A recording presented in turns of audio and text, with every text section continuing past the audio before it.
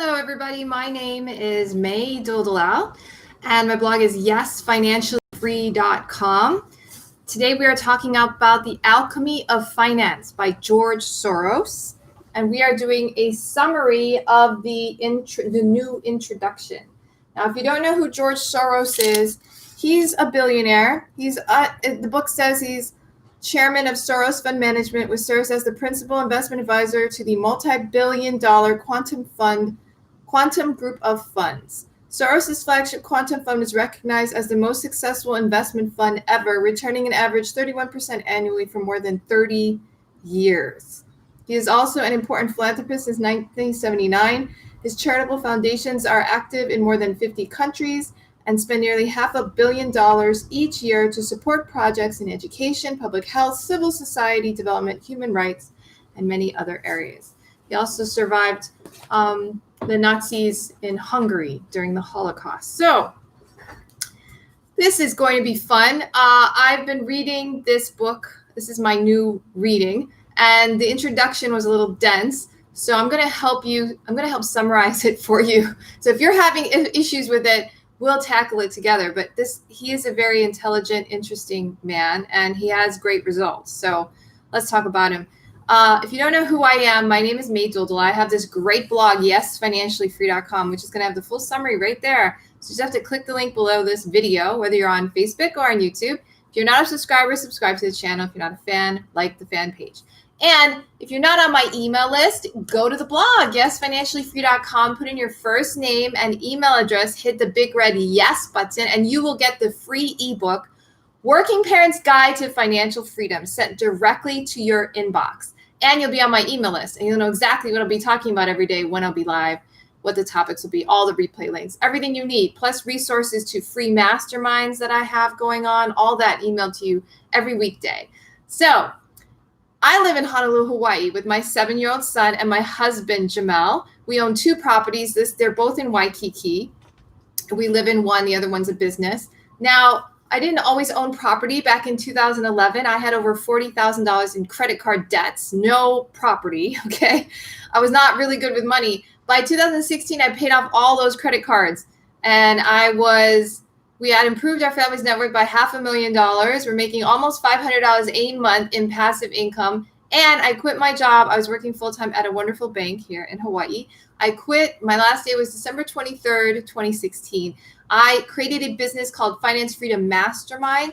I work part-time where I coach clients to do what I did, which is create passive income and improve net worth while paying off debt, focusing on wealth and creating wealth and free time. So I call it Finance Freedom Mastermind. You can learn more about those programs at yesfinanciallyfree.com. Go to the products page. So I am excited to have you here. I hope you're excited. Let's learn about The Alchemy of Finance by George Soros. So the new introduction is basically talking about the basis for how he makes financial decisions. Now, George Soros, he's pretty famous for 1992, he shorted, which means he bet against England's pounds, the currency of England. And in 1992, there was a Black Wednesday. There was an English, Great Britain had a currency crisis, yes? And George Soros actually profited $1 billion from that crisis because he bet that the currency would go down. Now, that made him pretty famous. Infamous. Some people blame him for causing crises. He often does very big things on a countrywide scale. And he is a huge, as I read in the introduction, he's a huge philanthropist. I actually interned at one of the Refugees International in Washington, D.C. when I was in college. And that was one of the organizations that he partially funded with his charity. So I've known about him, but I haven't studied him until now. So let's begin. I'm excited. So the new introduction, he talks about something called the theory of reflexivity.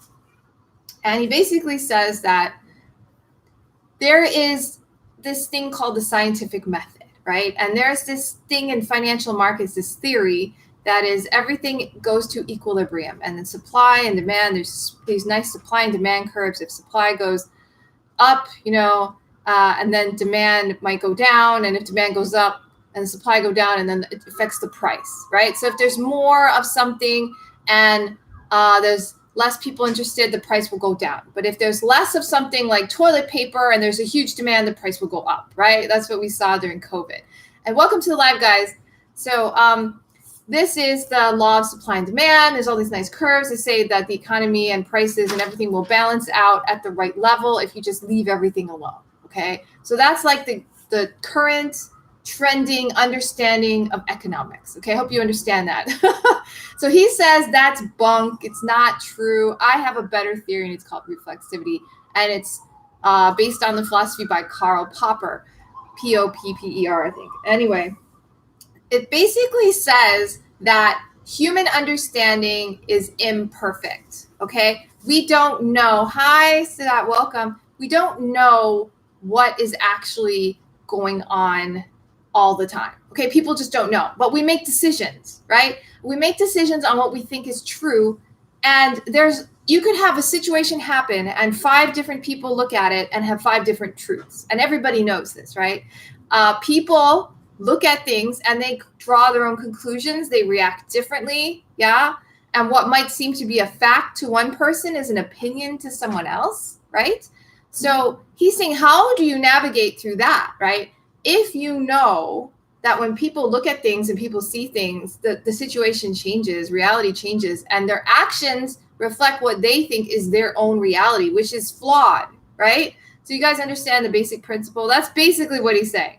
So people make decisions. They are not based on facts, all right? They're based on facts in their own head, but that doesn't mean they're reality. And what is reality, right? Because in financial markets, people are the one creating the value in the finances. So there you have a great way of seeing, I make a decision with my money. I buy a stock, I sell a stock, or I buy a currency, or I put my money in 401k, or I whatever, right? I make decisions with my money. My decisions with my money affects this markets. It affects the economy, right?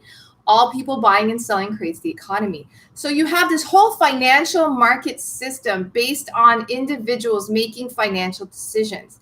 So how can you say there's any scientific basis behind financial markets? It's purely a human social science. And that's what he says. He says there's no reason to try to force scientific theories upon something that is inherently not going to be governed by a scientific theory. And I agree with his point. It makes no sense, right? When you think about it, it's like, why would you do that? So he decides that he wants to test his own theories on how human behavior works in the financial markets. And the reason he uses financial markets is because it's pretty black and white. If you're right, you make money. If you're wrong, you lose money. And that's just it, right? And he was extremely successful in his investing. Some people say it's just luck. People say he's got crazy intuition. There's this little paragraph in this chapter where his son says he'll make a decision based on a backache. And he says, yeah, I do.